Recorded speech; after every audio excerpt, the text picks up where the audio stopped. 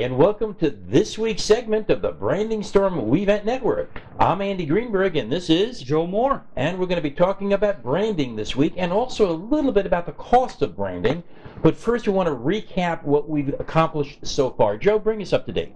Well, we have talked about the strategy of branding, why you want to do that, creating the brand wealth, and the purpose of all that. And all of that does come to help you and your business and position your business. But there are costs involved and also investments that are involved, which when done correctly, do a tremendous job in giving you brand return and brand loyalty. Joe, what are some of the costs that are involved? Well, you got to look at branding and the process of your brand like you do your lease for your office building or your retail business.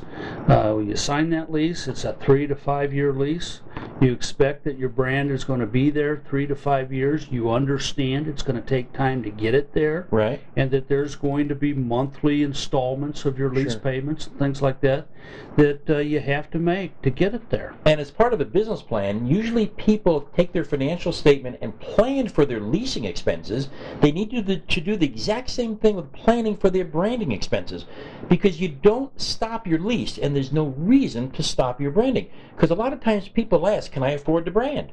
Well, can you really need to ask yourself, can you afford not to brand? Sure. You invest your personal self and your dollars and your family and everything that you are into your brand and into your business. And so you have to really ask yourself, can you afford not to give it your all? Sure.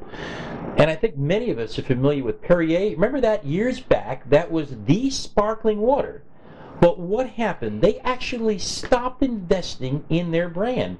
And a lot of people took over, and all of a sudden, they've got lower shelf positions in supermarkets because they made that decision. So the important point here is, yes, we can afford to brand once we put it into our budgets long term, just like we do with leasing. And we can't stop either one of them. So when people begin to budget for branding, what are some of the things that they should budget and do as part of that money? Well, you need to look at multiple different channels. There's several ways to go about building your brand. It doesn't have to be expensive. But it just needs to be consistent, and you need to be persistently out there in the marketplace to show who you are and where you're at and what your brand values are. That's the only way to begin to build momentum, and the end result in branding is momentum. Sure. Can people afford to brand themselves? In other words, take all the activity upon themselves and do it all by themselves without having anybody come in? You know, they really can, in all honesty. However, if they're doing that themselves, what are they taking away from their business? What are they not doing in their business that otherwise they could be generating money? Sure. And so it's just like an attorney. If an attorney's good at being an attorney, should he spend his time doing the marketing of his law firm versus handling clients' needs? It reminds me of what you said earlier in one of our earlier segments. People don't do their own accounting. They don't do their own financial planning. But they have a tendency to think, but one of the most important things in my business I can do myself, and that's branding and marketing. But everything else, we rely upon experts and expertise.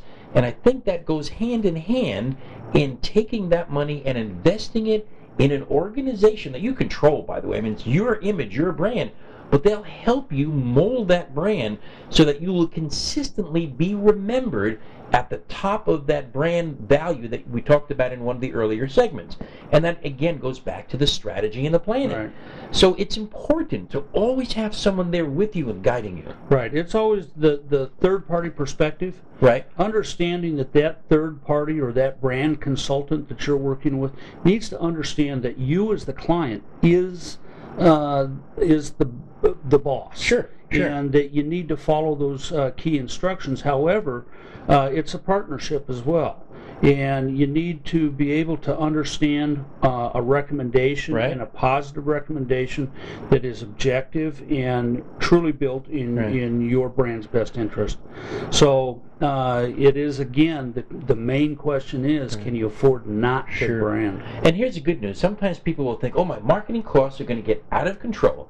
I'm going to go to a brand consultant or image maker, and all my money is going to be gone. But remember, once you budget for it, just like you do a lease, and you set a maximum monthly expenditure, and you give that to that person, and you say, this is the amount of money you have to work with, this is what I expect in return for that, that's the way you begin to control it. And one word of caution, sometimes in the economic times, the first thing people look at cutting is the marketing and branding costs. And we couldn't look at any business and define them by name where they've cut it, and after the recession is over, they're non-existent. But those that continued with their branding efforts and their marketing efforts during that time period, those are the ones that succeed in the long term.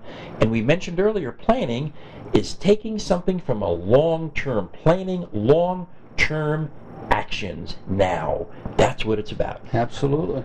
In a nutshell. And next week we're going to talk again more about the components and exactly where and how some of those help to create your brand. We thank you once again for joining this segment of our Branding Storm WeVent Network. I'm Andy Greenberg. And Joe Moore. And we'll see you on our next segment.